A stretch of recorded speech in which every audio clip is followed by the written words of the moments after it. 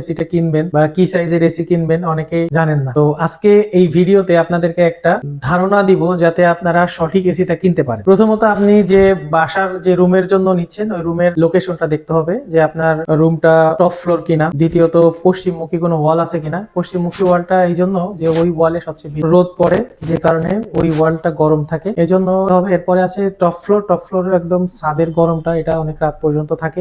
এই ধরনের রুমগুলোতে যদি 180 স্কোয়ার ফিট হয় তাহলে অবশ্যই 2 টন ব্যবহার করবেন, আর 150 থেকে 160 স্কোয়ার ফিট হলে 1.5 টন ব্যবহার করবেন। অন্যগুলো আপনারা স্ট্যান্ডার্ড যে মাপ আছে ওটা ব্যবহার করবেন। এরপরে আসেন আপনারা ইনভার্টার এসি কিনবেন নাকি নন ইনভার্টার এসি কিনবেন, এটা নিয়ে একটু সিদ্ধান্তহীনতায় ভোগেন যে কোনটা আসলে কেনা আপনার জন্য লাভজনক। আমি আপনাদেরকে সাজেস্ট করব যাদের বাজেট আছে তারা অবশ্যই ইনভার্টার এসি কিনবেন। ইনভার্টার এসি আপনার কেন কিনবেন? একটা ইনভার্টার এসি তে বিভিন্ন ধরনের ফিচার থাকে। সব থেকে বড় ব্যাপারটা হলো আপনার এনার্জি ইফিসিয়েন্সি 75% পর্যন্ত কারেন্ট খরচটা কমায়। দ্বিতীয়টা এটা লাইফ স্প্যান বেশি। এটা দেখবেন অন্যান্য কম্প্রেসরের তুলনায় এটা ইনভার্টার কম্প্রেসরের ওয়ারেন্টি পিরিয়ড অনেক বেশি থাকে, 10 থেকে 12 বছর, কোনো কোনো ক্ষেত্রে 20 বছর থাকে। এরপরে আসে এটাতে অনেক সাইলেন্ট অপারেশন করে, মানে যখন ইনভার্টার কম্প্রেসরটা চলে তখন নন ইনভার্টারের তুলনায় অনেক কম সাউন্ড উৎপাদন করে। এটা খুব তাপমাত্রা নিয়ন্ত্রণ, যেটা এটা খুব পারফেক্ট টেম্পারেচার কন্ট্রোল করতে পারে। এবার আসি যে 10টা পার্থক্য, যে ইনভার্টার এবং নন ইনভার্টার এসির মধ্যে 10টা পার্থক্য জানলে আপনার জন্য সুবিধা হবে সিদ্ধান্ত নিতে। প্রথমত হলো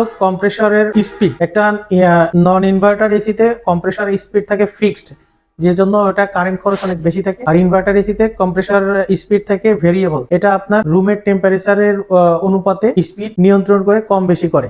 দ্বিতীয়ত হলো ইফিসিয়েন্সি বা এনার্জি ইফিসিয়েন্সি, যেটা বলি আপনার একটা নন ইনভার্টার এসি তুলনায় ইনভার্টার এসি 75% পর্যন্ত এনার্জি সেভিং করে, এবং এটা খুব দ্রুত আপনার স্পিড কন্ট্রোল করে রুমের টেম্পারেচারটা সঠিক মাত্রায় রাখতে পারে। তারপরে নয়েজ প্রোডাকশন, যে একটা এসি চলে এসিতে আপনার নয়েজের মাত্রা নন ইনভার্টারের তুলনায় ইনভার্টারে অনেক কম। এরপরে আসেন আয়ুষ্কাল। একটা এসির কম্প্রেসরের আয়ুষ্কাল বেশি হয় ইনভার্টারের, এই জন্য এটার ওয়ারেন্টি কিন্তু অনেক বেশি দেয় কোম্পানিগুলো, যেটা আপনারা সহজেই বুঝতে পারবেন। তাপমাত্রা নিয়ন্ত্রণ, একটা রুমের টেম্পারেচার কন্ট্রোল করার জন্য ইনভার্টার এসিতে ভেরিয়েবল কন্ট্রোলার আছে, মানে স্পিডটা কম বেশি করতে পারে দ্রুত, এবং এটার তাপমাত্রাটা আপনার বাসা মানে রুম টেম্পারেচারটা সব থেকে সহনীয় মাত্রায় রাখতে পারে, যেখানে non inverter AC 1 degree temperature কম বেশি করে ফেলে, যে কারণে অনেক সময় আপনার অসুস্থতার কারণ হতে পারে। কুলিং স্পিড, একটা ইনভার্টার এসি খুব দ্রুত রুমটা ঠান্ডা করতে পারে নন ইনভার্টারের তুলনায়। ডিহিউমিডিফিকেশন, মানে আপনার হিউমিডিটিটা দ্রুত এবং পারফেক্টলি কমাইতে পারে ইনভার্টার এসিতে